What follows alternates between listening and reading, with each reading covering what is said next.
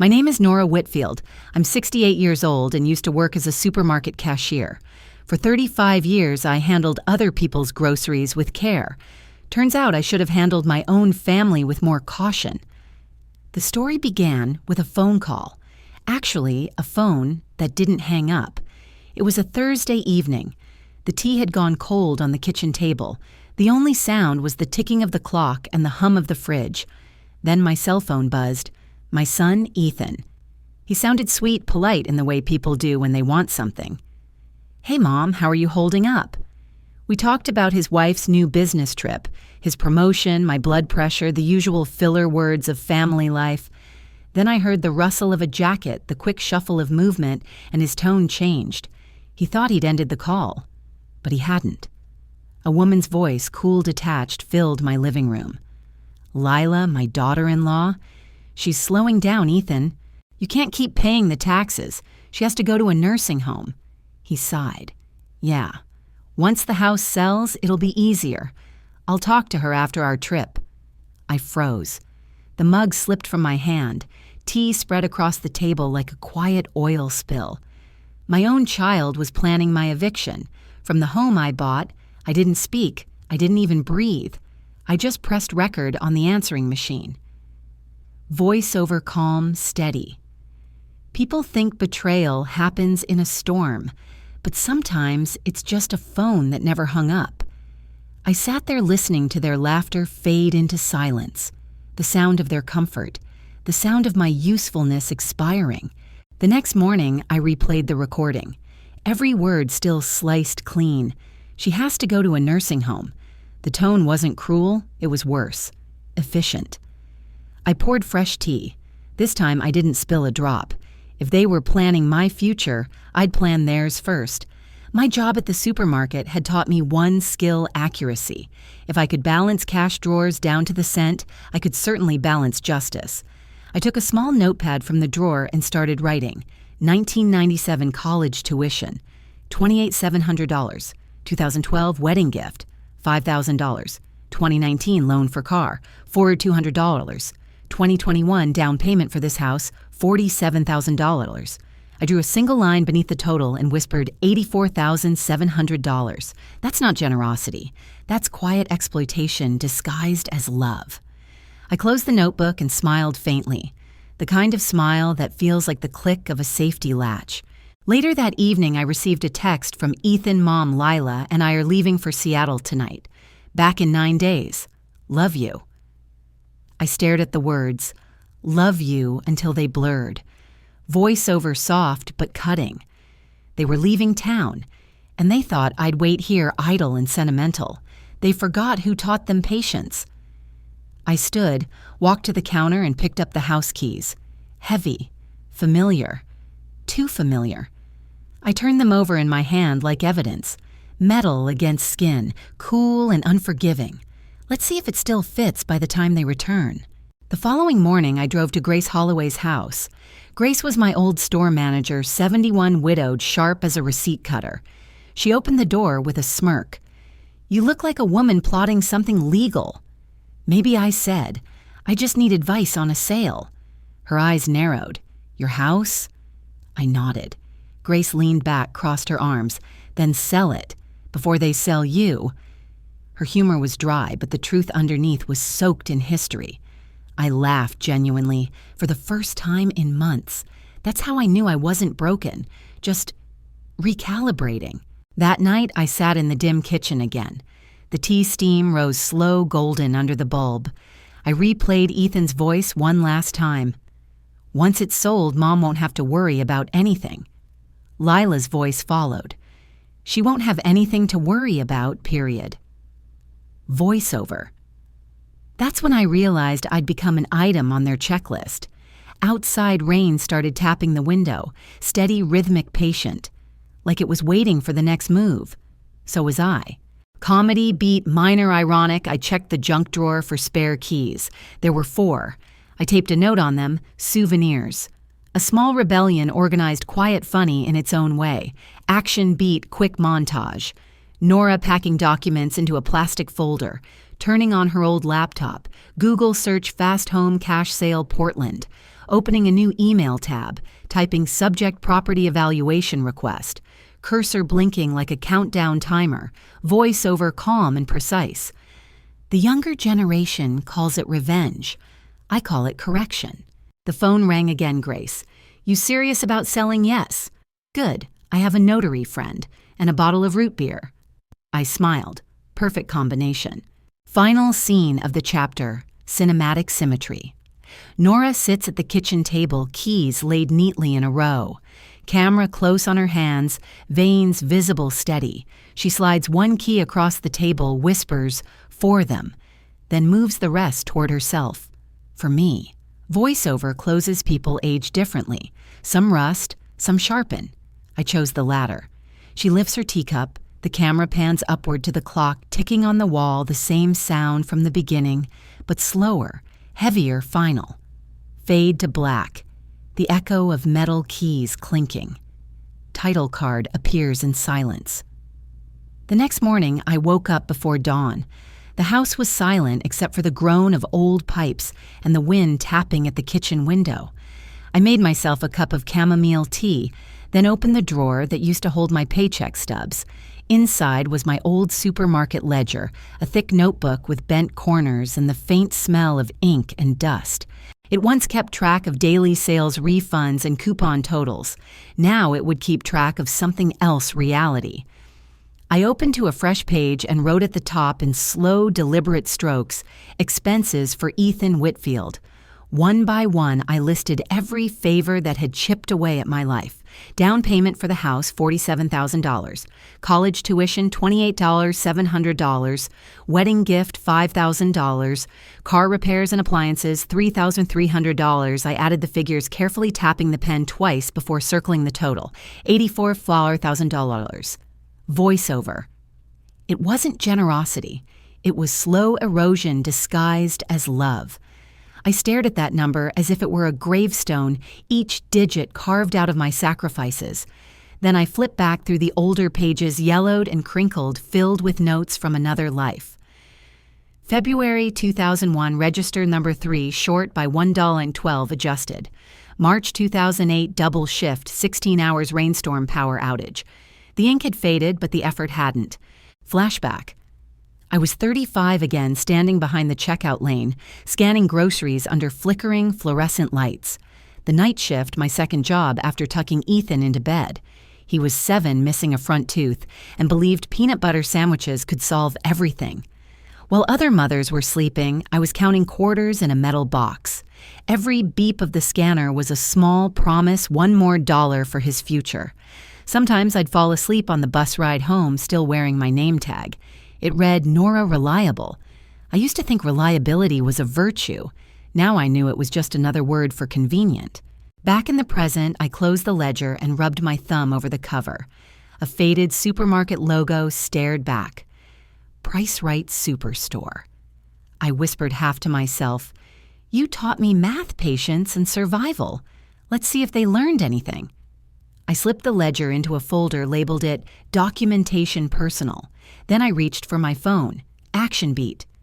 A few taps later, I was talking to a man named Cliff Daniels, a local property agent known for working fast.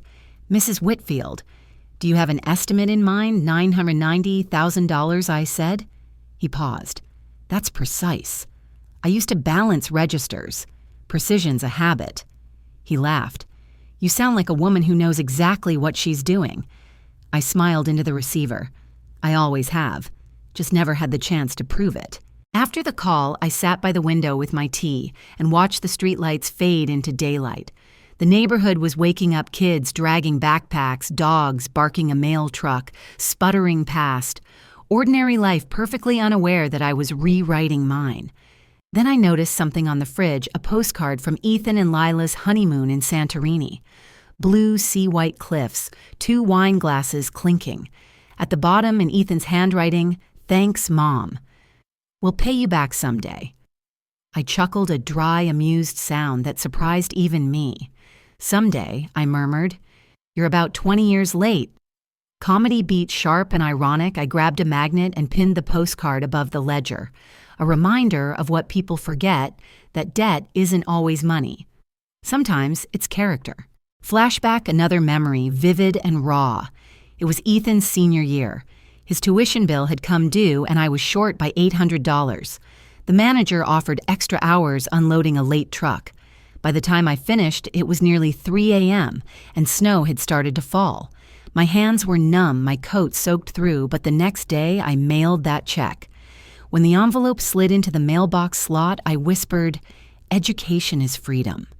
I believed it then. But looking back now, I wondered whose freedom did I buy? The kettle whistled, pulling me back to the present. I poured another cup and sat down again, feeling that strange mix of calm and fire that only quiet rage can bring. My notebook lay open, the ink still glistening under the light. I drew one last line beneath the total, a thin, steady slash of closure. Then I wrote 2 words beneath it, debt repaid. Voiceover, some debts aren't financial, they're moral. But I wasn't done. Action beat small but deliberate. I took out my phone again and opened the bank app. I still had joint access to the property account, the one Ethan thought I didn't know about. He'd made the mistake of linking it under my email years ago. I transferred $990,000 into a new holding account under my name. Then I set up a notification alert that would ping me when they tried to log in. Just a small act of digital housekeeping. As the confirmation message appeared, I couldn't help but smile. You can't outsmart a woman who's balanced registers for 3 decades. The afternoon sun crept through the blinds, striping the walls in gold and shadow. I placed the ledger neatly back into the drawer. On top of it, I laid the postcard. Then, like a seal on a letter, I pressed my palm flat against both and whispered, "Closed account." Comedy beat soft and human. The phone rang again. It was Grace. "You sound busy. What's the latest damage? Just squared the books," I said. She laughed. "With your son?" "With life," I replied. As evening settled, I stepped outside with my tea. The air smelled of rain and distant barbecue smoke. A neighbor's kid waved from across the street. For the first time in a long while, I didn't feel like someone's mother. I felt like myself. Voiceover fades in calm, deliberate. They say love keeps no record of wrongs. Maybe that's true for saints, not for mothers who raised accountants. I finished my tea, set the cup on the porch railing, and looked toward the sky. The clouds were clearing, but the light remained soft, the kind that forgives everything yet hides nothing. Tomorrow I'd call the notary. Tonight I'd rest easy. The camera lingers on the closed notebook. The faint imprint of ink reads clearly under the lamp, "Debt repaid." Fade to black. A single sound, the click of a pen closing. They arrived Sunday with fruit and a practiced smile. Car doors clicked like triggers before the bell rang. I dried my hands and opened with a cashier's calm. I brought blood oranges, Lila said. Sweetness lived only in her voice. Ethan held a wilting orchid and avoided my eyes. "I just steeped tea," I said. "Come in if you bring peace." They crossed the threshold like auditors with invisible clipboards. We sat at the table I refinished last winter, sunlight striped wood. Lila arranged oranges like props. Pity posed between glossy segments. Ethan traced his mug. He always did that before a pitch. "We were thinking about your health." "Mom," Lila began. Her tone was soft. "The house must be too big for you alone," Ethan added, scanning corners. My kettle hissed. The sound covered my small, involuntary laugh. "You're right," I said. My face stayed almost grateful and still. I was thinking of downsizing. Closets first, then rooms, then responsibilities. A breath left both of them. Relief fluttered the orchid's tired petals. "There's a wonderful community," Lila said. Her eyes gleamed like sales glass. "It has a lake and a piano lounge. They call it a resort." Ethan nodded. His lines marched forward with matching boots and cadence. Chef dinners, shuttles, a nurse on every floor. Full safety, he said. I stirred honey into my tea and watched the swirl settle. Quiet inside me steadied my pulse and sharpened my aim. They called it care. I called it disposal, the voice said. "Mrs. Alvarez trained me at the store," I said. I stayed gentle. She knew every price by heart. They replaced her with self-checkout. Silence landed. Lila blinked. Ethan looked through the window instead of me. "Anyway," he said. He reset his pitch with a practiced breath. I smiled and angled the notebook away. Columns shielded private plans. The first line read, "Change online banking. Alert every login." Action settled under the table like a patient cat. "Let's do a walkthrough," I said. "I want advice on clutter." They rose quickly. Hope gave them posture they had not earned. We moved down the hall, light brushed frames like cautious fingers. At my bedroom, Ellen's quilt glowed. Breath seemed stitched into pattern. I opened the nightstand and found a cedar box with spare keys. I closed it and tucked it beneath my arm. Habit met purpose. The attic has boxes labeled Christmas. We should start there, I said. We opened a carton. It held Ethan's cards from 2nd grade. Best mom in marker, crooked hearts, glitter shedding like memory. Lila smiled for form. Ethan looked embarrassed by younger devotion. I pressed one card to my chest. The gesture stayed brief. "Maybe the resort has a nostalgia shelf," I said. Tone dry. No one answered. The air cooled by an unspoken degree. Ethan pointed to a wardrobe trunk. His voice resumed its march. "We could donate most of this. Simpler is safer at your age." I closed the trunk. The latch clicked like a boundary line. "Some things are not safer when removed.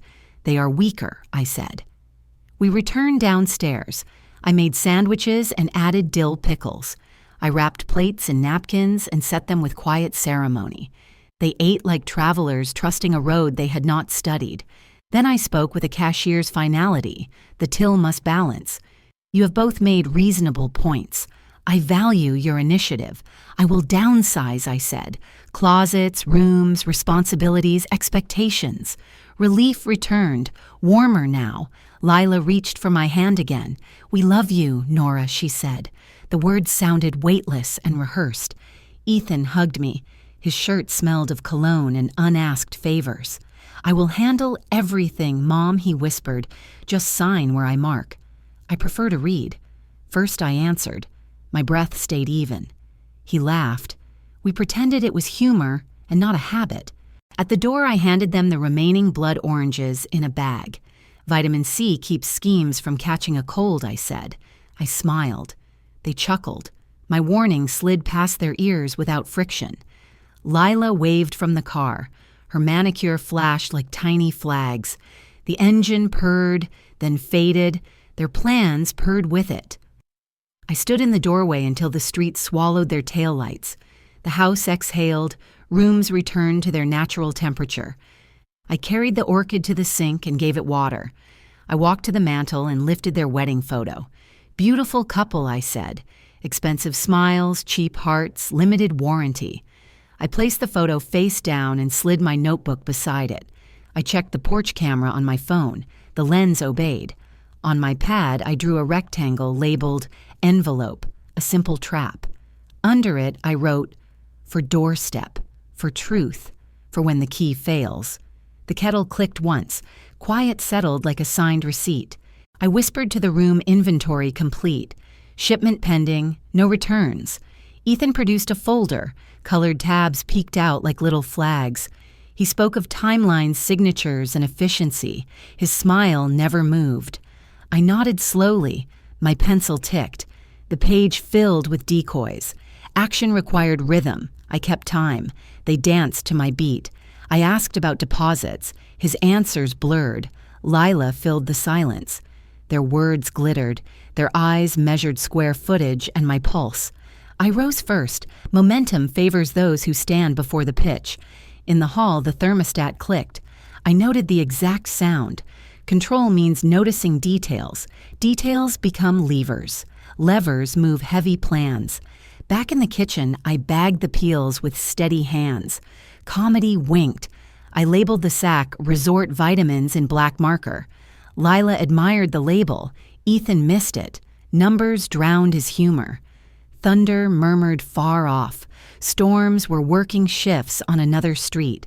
My storm preferred paper. Pen strokes, passwords, keys, steel, and patience.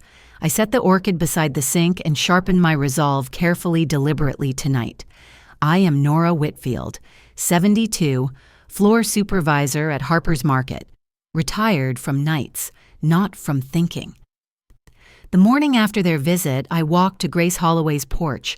The boards creaked like old secrets. Grace is my neighbor and former manager. She can inventory a warehouse by smell alone. She cracked 2 root beers. The caps pinged across the railing like tiny alarms. "You look like a ledger that finally balanced," she said. Her eyes were soft, not pitying. I heard a conversation that turned me into inventory, I answered. Winter air kept my voice steady. We sat with our coats on. Steam curled from our breath. Main Street hummed beyond the maples. Grace waited. Good managers know silence is a tool. You can't fight them with tears, she said. Use the system. You worked with numbers your whole life, right? Numbers don't lie. People do, I said. The line tasted like steel. She nodded. Then file your numbers where they count. She thumbed her phone. I want you to meet someone who keeps people honest even in retirement. A silver sedan eased to the curb. A tall man climbed out with a canvas briefcase. Martin DeSoto Grace said, retired notary, conscience for hire. Martin shook my hand. The grip was measured, the eyes patient. Grace says you need clarity, he said. Clarity is free. Stamps cost extra. His humor was dusty. It worked anyway. We moved inside. Lemon oil and old books scented the room. Martin opened his briefcase, laid out a lupa seal and a county directory. Tell me the situation. Slowly. Facts first, he said. Pen poised. I told him about the call, the nursing home, the plan to treat my house like cash. I kept my sentences clean. Truth stacked in rows. No decoration. Martin listened without blinking. He wrote bullet points in neat columns. Do you have your deed and the survivorship documents, he asked. I had brought a folder, tabbed and dated. Old cashier habits die hard. He read each page with the loop. The brass rim winked in the window light. He murmured citations, page numbers, instrument numbers. His finger traced the lines like rails. Finally, he closed the folder, folded his hands, looked at me kindly. Mrs. Whitfield, the title is clean, he said. Sole ownership vested in you upon survivorship. No liens, no encumbrances, no recorded powers of attorney, he added. Relief moved through me, quiet as heat from a register. They cannot sell what they do not own. Martin said, they can suggest, they cannot compel. I exhaled, my shoulders lowered, the room warmed by 1 degree. Grace slid a legal pad toward me. Next we formalized control, passwords, alerts, and locks. The word locks clicked in my head like a latch. Martin smiled. You hold all the keys, Miss Whitfield. Time to change the locks. It landed like a drumbeat. Simple, undeniable, almost funny. Any legal risk if I sell quickly, I asked. The question had been pacing inside me. Your authority is absolute, he said. Document decisions, demand certified funds, verify identities. The manager and the notary spoke like pilots in a cockpit, calm, procedural. I pictured checklists, flaps, gauges, a runway ending in peace. Grace scrolled her contacts, eyes narrowed, a hunter's focus. Amira Lopez, she said, small firm, big results, quiet as snowfall, loyal to the seller. I had heard the name at church potlucks. Clients whispered referrals like recipes. Before we call her, Martin said set up a new bank relationship, different institution, fraud alerts on, wire transfers restricted without your in-person signature, he advised. I wrote it in block letters, then underlined the words twice. Grace added freeze any shared cards. If they complain, that is data. I smiled. Dark comedy has a thin, bracing edge. We took a breath. Root beer half gone. Winter light leaning across the rug. A distant siren moaned. Loud problems get attention. Our problem would be solved with documents. Show me your keys, Martin said. Not a question, an audit request. I set them on the table. Old brass, a few nicks, each scratch a year. Keep one on a separate ring, he said. Give none to people who plan for you. Copy shop on Elm Cuts, good blanks, Grace added. Hardware on Birch has anti-bump deadbolts. I stood, feeling 10 years younger, or maybe just centered. The plan was not revenge, it was maintenance. Maintenance is love in slow motion. I still believe that. Grace squeezed my hand. You are not alone. Belief felt like a coat finally zipped. Ready to meet Amira, she asked. Ready, I said. The word tasted like flint. Grace dialed, put the call on speaker. The ringtone chirped like a small bird. Lopez Realty. This is Amira, a brisk voice said. Amira, it's Grace Holloway, my neighbor said. I have a seller who needs discretion and speed. Amira did not waste syllables. Tell me basics, location, condition, timeline. I named the street, square footage updates the quiet block with stubborn maples. Amira whistled softly. That market is hot. Investors love owner-maintained homes. I need to sell quietly, I said. No sign, no open house, minimal footprint. That is my favorite sport, she replied. Her voice smiled through the line. How long would it take to sell a house quietly, I asked. Pulse steady now. 8 days if you want cash. Why, she said. I heard typing. Because they'll be gone for 9, I answered. The sentence locked like a bolt. Then we start today, Amira said. Efficient, calm, almost musical. She listed documents, driver's license, proof of title, utility bills, disclosures. I will pre-screen buyers, prioritize clean funds, request proof of reserves, she added. No agent caravans, no yard sign. Photographer at dusk. Neighbors will think it is a walk, she promised.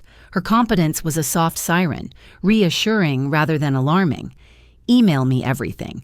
I will send a courier for originals. Keep copies, she said. Price point, I asked, mind toggling between math and memory. Based on comps and condition, $990 is realistic with the right buyer, she said. The number matched the rumor from the call. Irony tightened its bow. Understood, I said. The word carried history and resolve. Grace raised her bottle, a small toast to procedural courage.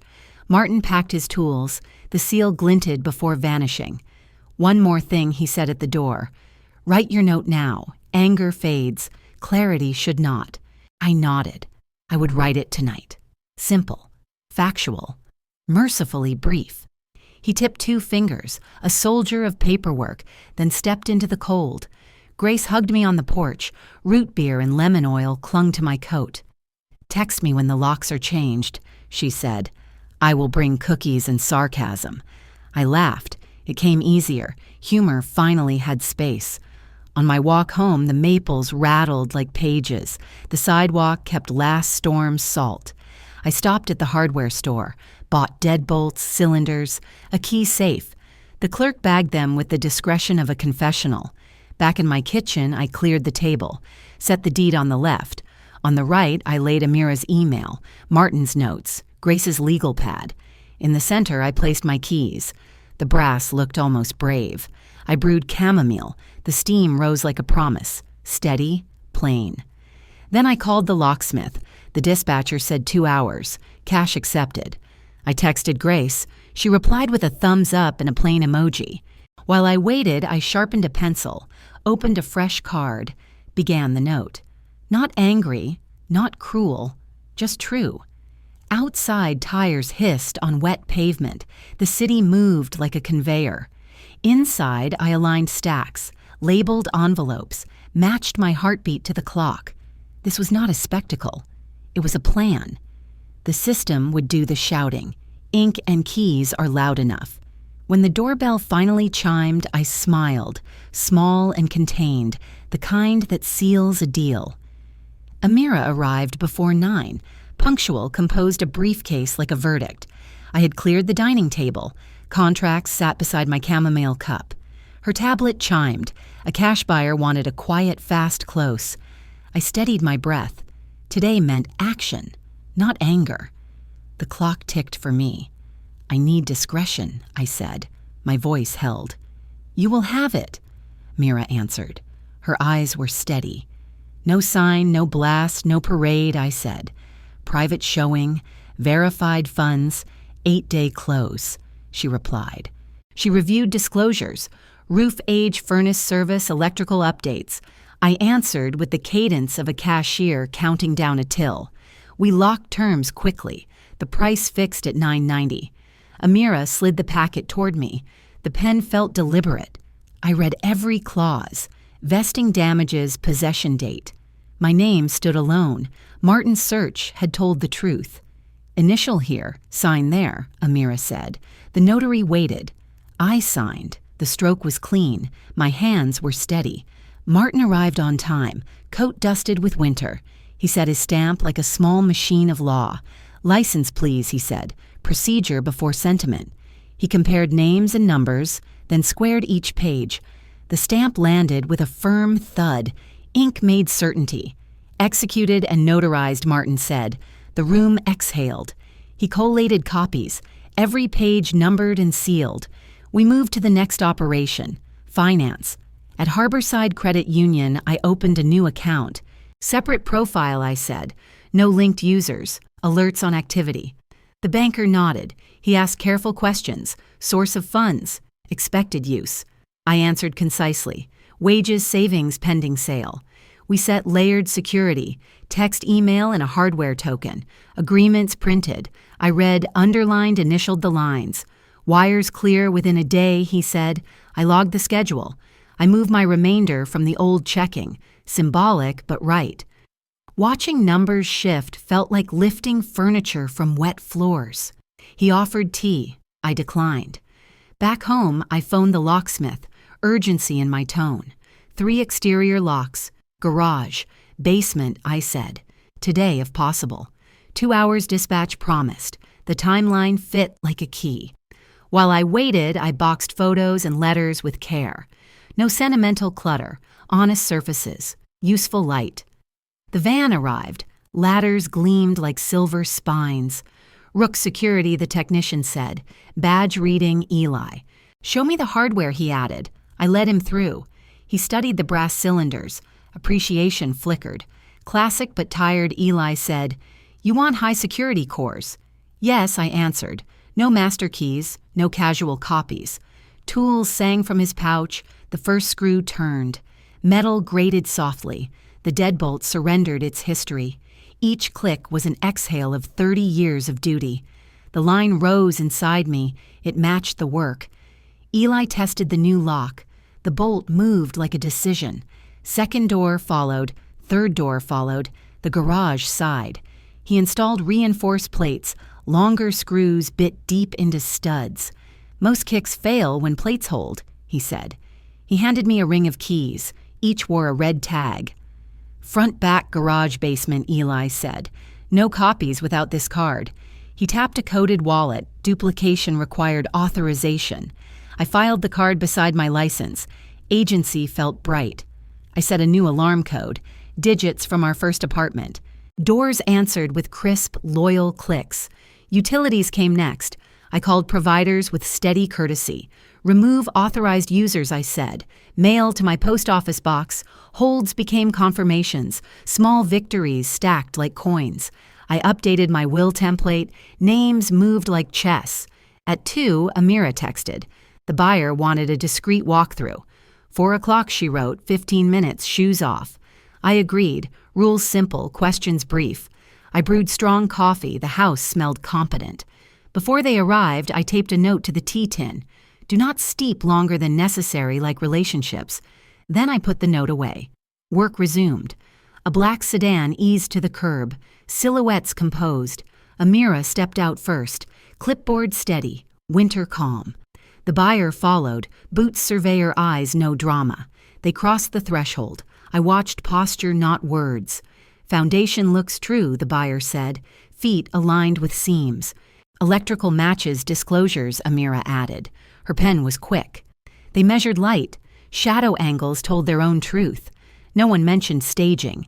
Data carried the room. In the kitchen, fingers traced the granite edge. Good stone, the buyer said. No cracks near cutouts. Breaker labels ran neat. Dates in pencil beside. Care lived here, she said. I felt seen. 15 minutes later, they departed. Courtesy intact, interest clear. Amira remained. Her phone hummed like a pocket hive. Offer confirmed, she said. Cash, Inspection waived, 8-day close. I nodded, aligned not giddy. The plan held. We sat again. The light shifted amber. Amira forwarded the addendum. I reviewed every term. Earnest money substantial. Wire due tomorrow. Proof attached. Sign when ready, she said. I trust your pace. I signed. The stylus tracked a firm, even line. Contracts zip to title. Escrow would open at dawn. Tomorrow I manage wires and keys, Amira said. She squeezed my shoulder, brief, respectful, steady.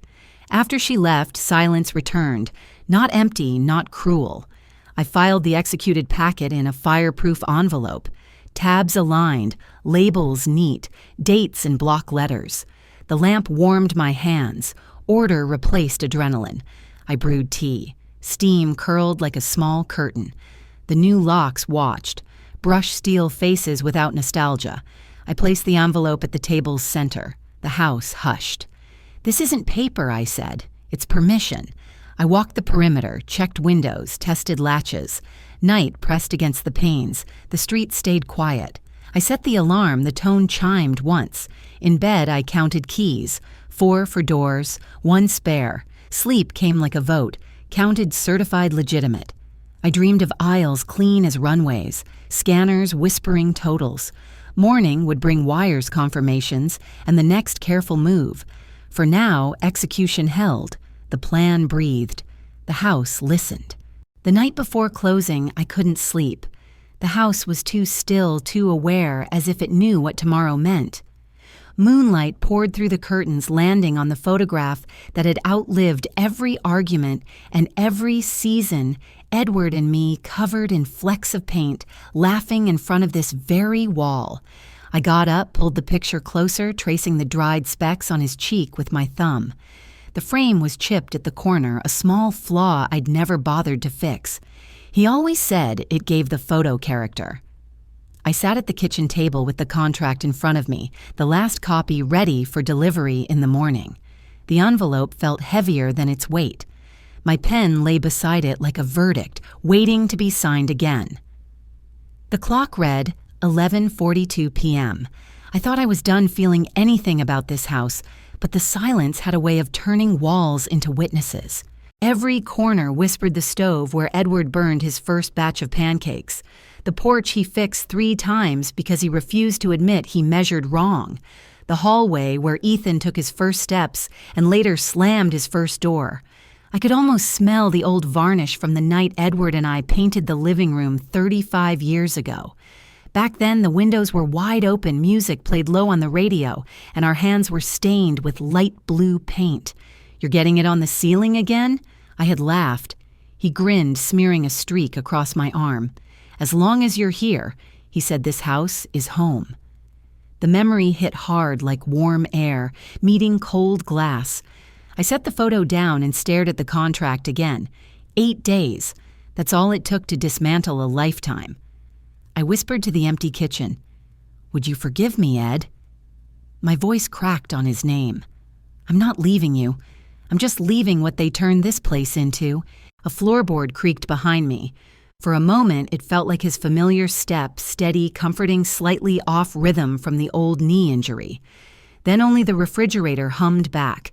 The rational part of me knew it was nothing but the heart. Well, the heart is rarely rational at midnight. I poured myself a cup of lukewarm tea, lifted it halfway, and laughed bitterly. Root beer and revenge, chamomile and closure. I muttered. Grace would love that line. The pen still sat untouched. I picked it up, then put it down again. Picked it up, put it down. Some part of me, perhaps the woman I used to be, wanted to tear that contract in half and stay. Maybe repaint the living room again as if colors could erase voices. But then her words came back, slicing through the sentiment like a clean blade. Lila's voice on the phone, smug and practical. She should be in a nursing home. That tone, half pity, half convenience, echoed louder than any memory, and Ethan, silent in agreement. That silence had weighed more than betrayal itself. I saw their faces as they smiled at the thought of selling my home, their bright future built on my past.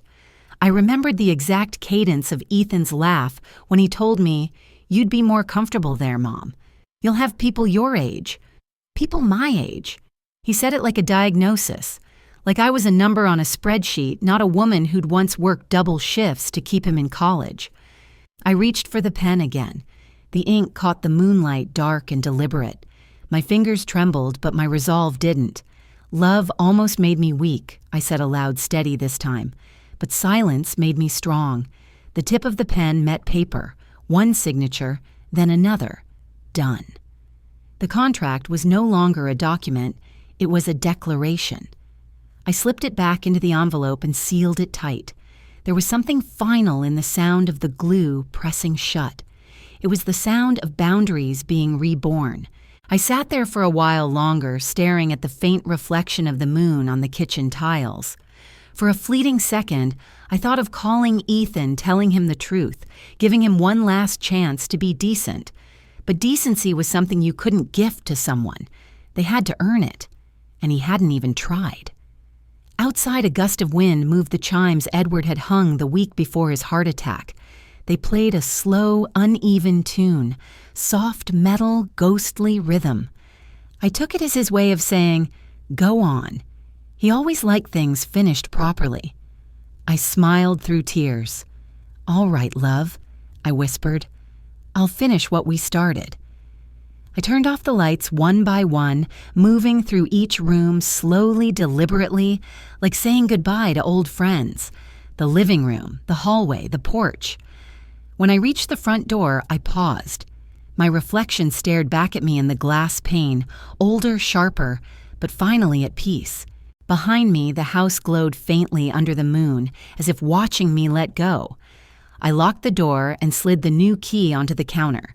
Tomorrow, it would belong to someone else. And that was all right. When I lay down in bed, I didn't think of money or revenge.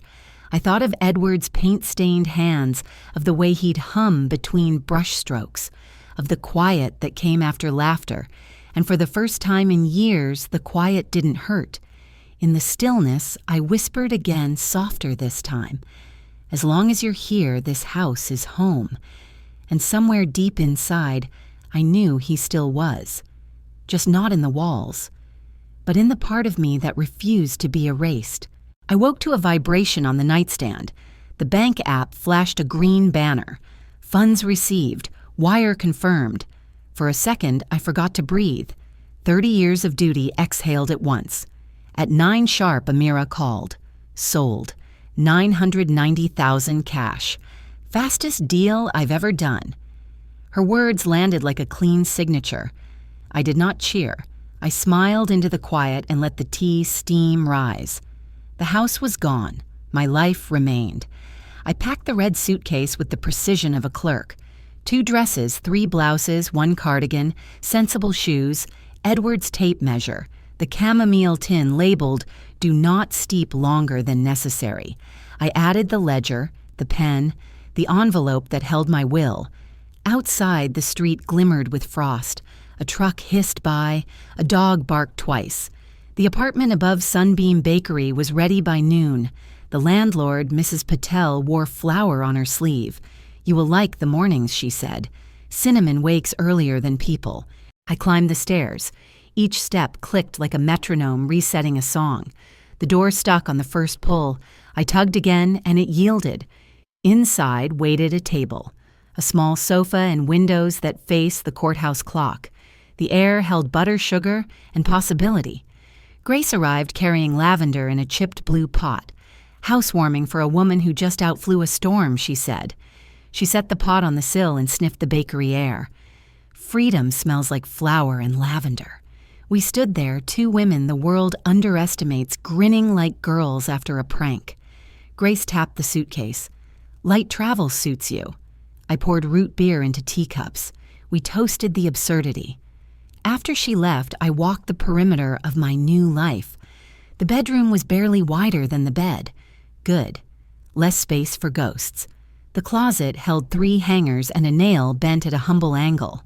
I hung my cardigan and let the others wait. From the kitchen window, I watched customers collect pies, boxes tied like promises. A siren wailed on Main Street, then faded to a hum. Still habit lingered. I checked the bank app again. The numbers glowed stern and undeniable. 90% sat in a new account with a fraud alert. 10% moved to what Grace called the Joy Fund. I set automatic payments for rent insurance and utilities. Then I named the account quietly like an oath. Runway to Freedom. Mrs. Patel knocked with a paper bag. "First night mercy," she announced. Inside was a warm loaf and a note rent due. Smiles due daily. I laughed. The sound startled me. It was the first true laugh since Edward's final joke. I sliced bread, buttered it, and stood at the window to eat like a tourist. The courthouse clock chimed 4. Twilight painted the alley blue. I brewed chamomile. Steam curled across the room, pulling the curtain's edge into a soft wave. The tea bag sank, then steadied like a parachute catching air. I breathed in, breathed out. Peace did not feel like surrender. It felt earned. Action arrived anyway, disguised as routine. A delivery van clipped a trash can downstairs. It clattered. My pulse jumped, then settled. I smiled at my reflex. Hypervigilance fades. It rarely asks permission. I locked the door out of practice. I unlocked it to test the new key. The cylinder turned cleanly. I made a list on the square table.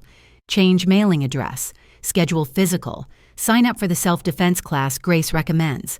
People think older women only knit. We also learn wrist locks. I added a final line. Buy paint. Sea glass green for the living room.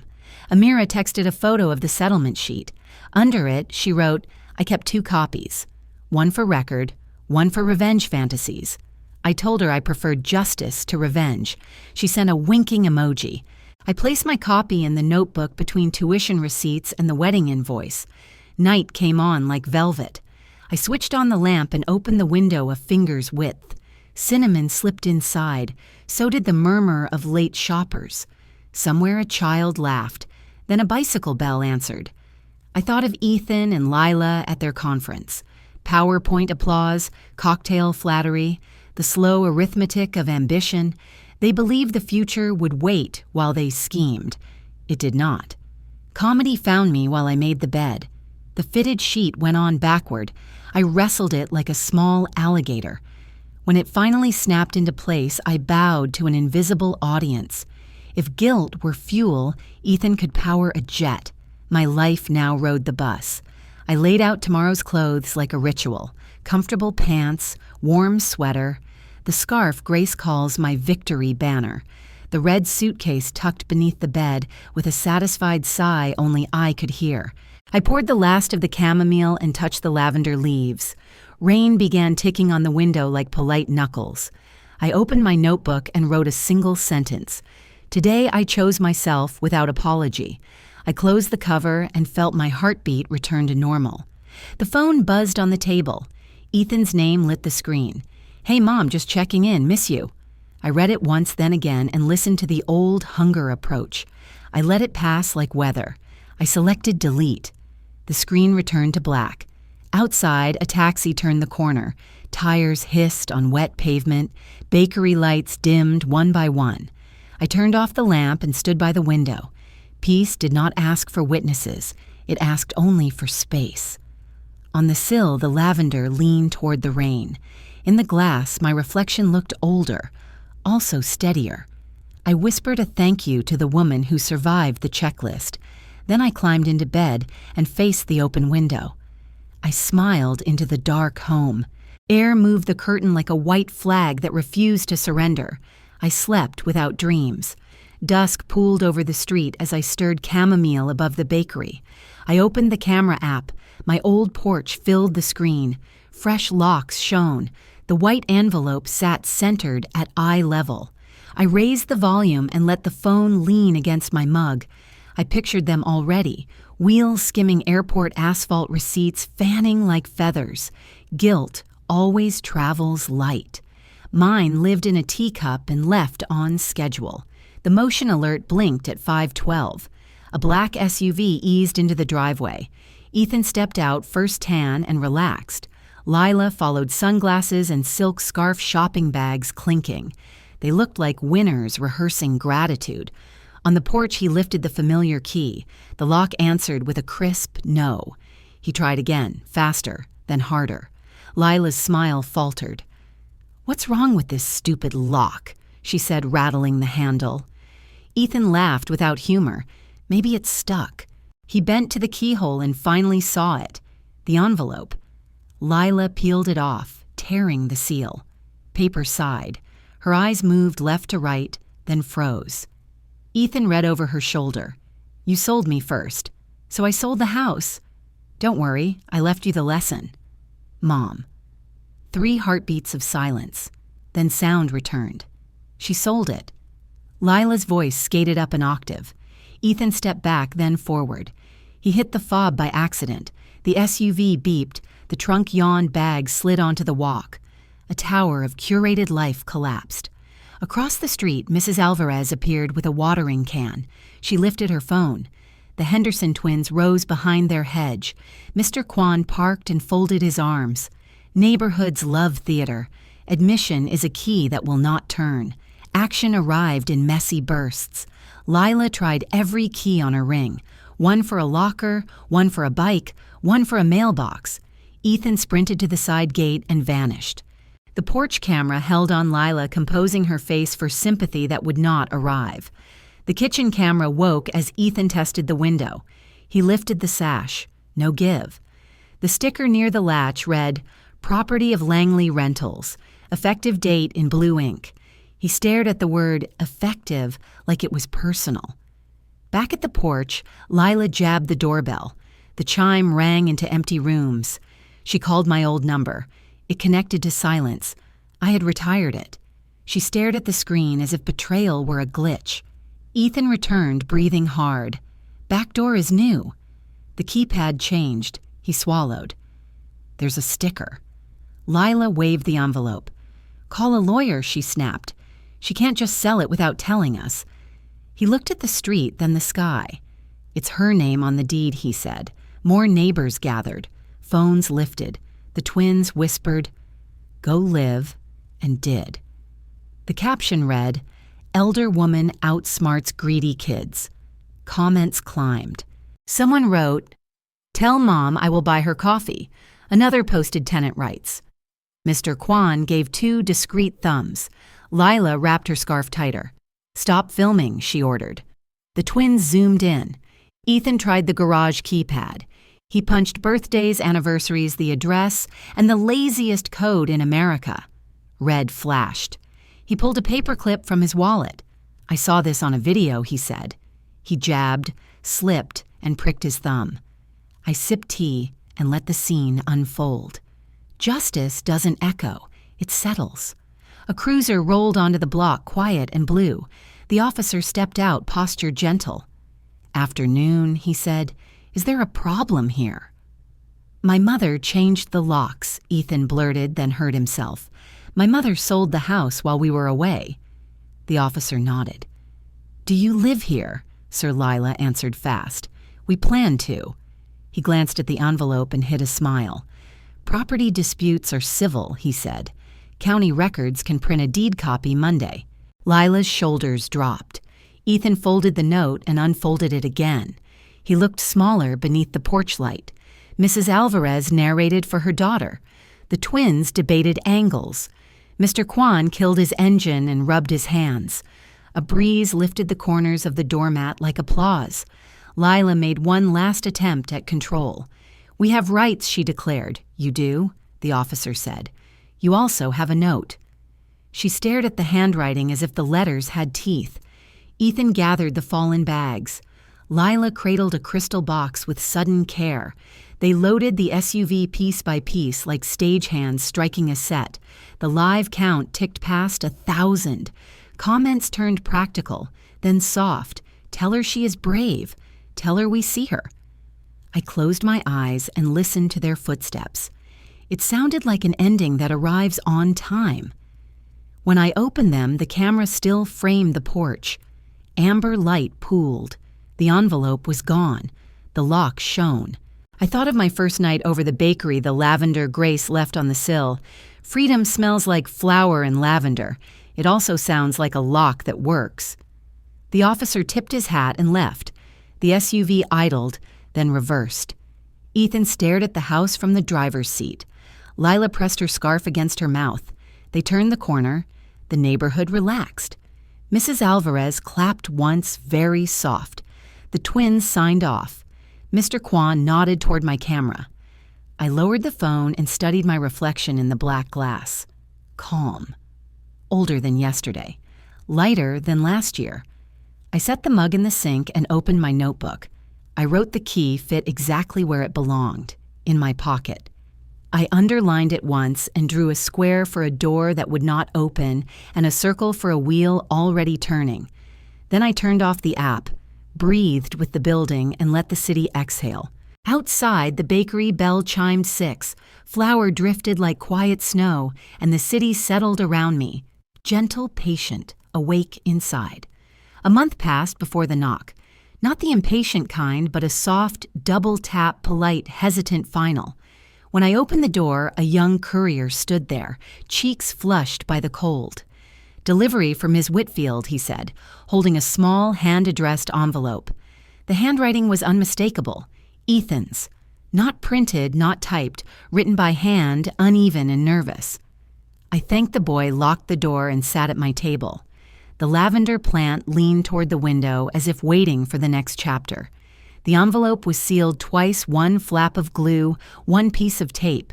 He always overdid protection, even in apology. I slid a knife along the edge and unfolded the paper. Inside was a check for $5,000 and a single-page note. I was wrong. I just didn't know how to stop her. "I hope you're okay." No mom. No signature flourish. Just the hesitant confession of a man who finally met himself. I read it once, then again, then placed it beside my old supermarket apron, the one with my name tag still attached, Nora. Customer care. That apron carried the smell of coffee spills and humility. I stared at it for a long while. Then with slow fingers I folded the note neatly and slid it beneath the fabric. He finally paid something, not in money, but in understanding. Outside the bakery, bell chimed, signaling the start of another ordinary morning. Grace arrived minutes later wearing her leather jacket and that grin that made the world feel bearable. She carried 2 paper cups and an energy that could restart a dead day. "Your face looks lighter," she said, setting a cup in front of me. "What happened, Male?" I answered simply. Her eyes twinkled. From the prodigal son, I passed her the envelope. She read quietly, then exhaled. "Well, she said that's more emotion than I ever got from my ex, and I divorced him twice." We both laughed, the kind that shakes dust off memory. Grace leaned back, scrolling through her phone. "By the way, she said you're famous now." "Famous," I echoed. She tilted the screen toward me. The local Facebook group glowed with a headline in all caps. "Elder woman outsmarts greedy kids. Small town justice." Under it, thousands of likes, laughing emojis and comments like Queen Nora and Teach Me Your Ways. I couldn't help but chuckle. "Looks like your porch video went global," Grace said. "They're calling it the Doorstep Revolution. They'll make a movie about you one day." I took a sip of coffee. "Let them," I said. "I already lived the ending." We sat in silence for a while, the good kind soft and filled with unspoken understanding. Steam rose between us like a gentle curtain. Grace watched people outside carrying shopping bags and children in scarves. "You think he really gets it?" she asked finally. I nodded. "Maybe not fully, but it's a start." She smiled. "You always were an optimist hiding behind sarcasm." I grinned. "And you always were a cynic hiding behind root beer." She raised her cup. "To new beginnings. To lessons paid in full," I replied. The laughter between us faded into the hum of the bakery below. Somewhere the radio played an old tune. Sinatra, maybe. I found myself mouthing the words without sound. When Grace left, I tidied the table. The check lay untouched, crisp and impersonal. I didn't plan to cash it. Instead, I slipped it into my ledger under the last line, "Debt repaid." Then I opened a clean page and wrote a new heading, "Freedom Expenses." Below it, one item piece, no price listed. I looked around my small apartment, lavender blooming curtains waving the city alive outside. This wasn't luxury, it was equilibrium. Voice over forgiveness doesn't erase the past. It just ends its sentence. I pulled my cardigan tighter and stepped onto the balcony. The air carried the faint sweetness of baked bread and the echo of children's laughter. For the first time in years, I didn't flinch at it. Down below, Mrs. Patel arranged pastries in the window. When she saw me, she lifted a hand. "Coffee tomorrow," she called. "Always," I answered. The sky shifted from gray to gold. The world, as imperfect as it was, kept spinning. And I, once a number in other people's plans, had finally recalculated my worth.